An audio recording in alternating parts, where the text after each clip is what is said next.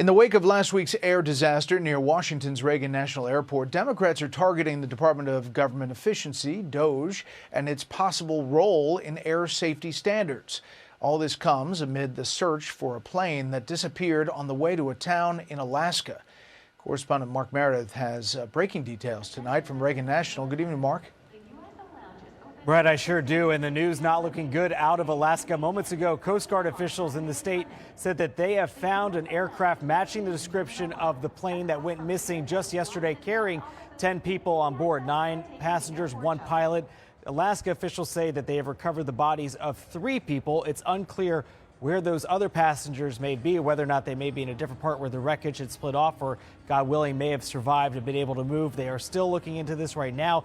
It's just coming in at this point, but we're talking about a single-engine Cessna that was being operated by Bering Air, and as we mentioned, was on its way to Nome, Alaska. The plane was found about 34 miles away from its destination.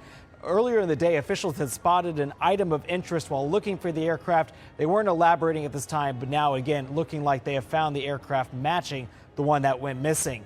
Meanwhile, back in Washington, most of the wreckage of American Airlines 5342 and the Black Hawk helicopter have been recovered. Investigators say they are still searching for any small debris that may be left in the Potomac.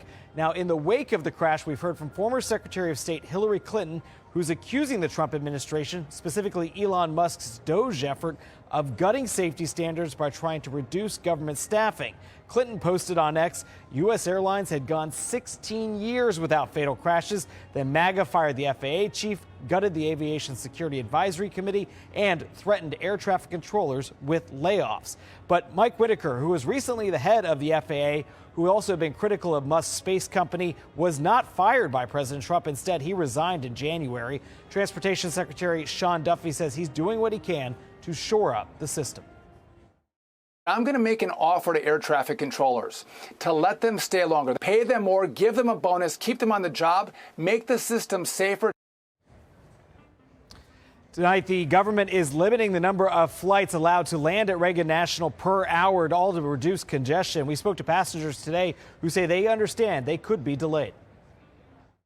I don't mind. That's saving my life. Yes, sir. If they delay, that means something is wrong in the sky. I'm hesitant, but, I'm here, so I think they're going to be able to do whatever they need to do to just make it safe. Today, we also learned that helicopter restrictions operating near this airport are going to remain in place for the foreseeable future. Brett, we are expecting a preliminary report on this crash as soon as March. Brett. Mark Meredith live at Reagan National. Mark, thanks.